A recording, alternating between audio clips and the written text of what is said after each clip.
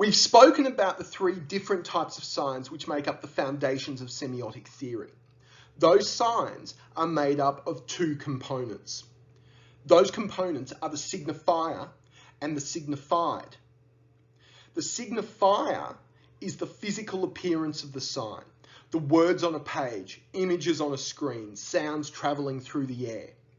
So the signifiers of this vodcast are the words and images on the PowerPoint slides that you're reading, my voice recording, which is travelling through the air either via your computer or phone speakers or headphones perhaps.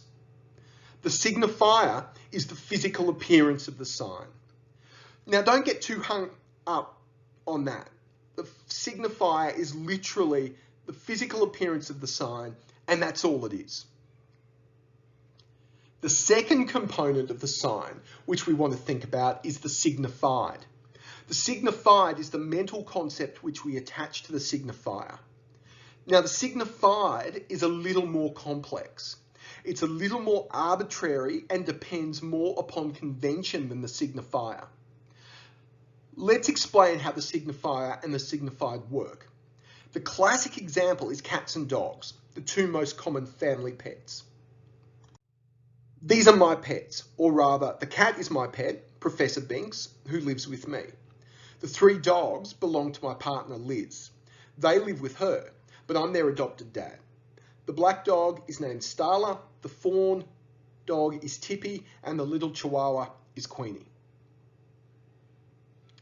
Let's use these guys to understand the difference between signifier and signified. Now, these are all pretty good, clear, cute photos of cats and dogs. What we're seeing here are four signifiers, four physical images of cats and dogs. Nothing more than that. That's the signifier. Now, in my description of these photos, I gave away an element of the signified and how ingrained it is in our culture, because I referred to these photos as cute. Now, there's nothing intrinsically cute about these photos.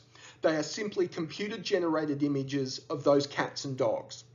But I live with the cat, and I spend a lot of my time living with and hanging out with the dogs. I've got a relationship with them, and I have a mental image. I have a set of emotions, if you like, which I attach to these animals. These mental images are very positive. Apart from when he's not waking me up at 4 o'clock in the morning asking for food, I think Binks is pretty cool. I love him. He's a great companion. Again, when Queenie is not trying to climb all over me, usually to get to food as well, I have very fond feelings towards my partner's dogs. So they are the signifieds here, the mental images which I attach to these animals, and that's, broadly speaking, that they're cute, adorable, very playful, affectionate, feisty, all of those sorts of things. Now, you don't know these animals, but you can look at these photos and develop some reasonably quick mental images or signifieds which you could attach to these photos. So you might think of them as cute also. I've deliberately picked cute photos. You might think of them as playful. Queenie's outstretched paws, Binks in his tunnel looking like he's ready to pounce. Now, you might hate dogs, so you think of dogs as smelly and annoying, say. If you've been bitten by a dog, a previous experience with a dog might lead you to think of dogs as aggressive. Similarly, if you're not a cat person, you might think of cats as aloof, you might think of them as smelly, you might think of them as kind of unfriendly, cold, or unfeeling. So the mental image that we attach to a sign, the signified, which we attach to any signifier, depends on our previous experience with similar types of signs. So based on whether we're a dog person or a cat person, or both, or neither, our mental images which we attach to those photos will differ.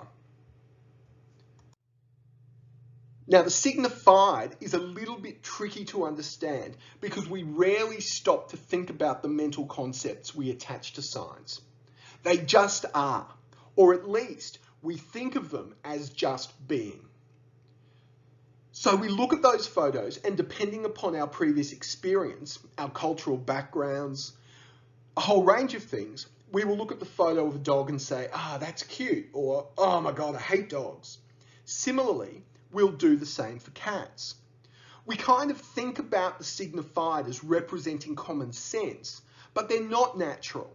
The mental concepts that we attach to a sign are established through codes, which are an informal set of cultural agreements. So you might look at a dog and say, I hate dogs. And your friend might say, really? Why? I love dogs. So how we relate to any particular sign or the mental concept or the signified that we attach to any signifier is a matter of agreement. In semiotic theory, we refer to these informal cultural agreements as conventions.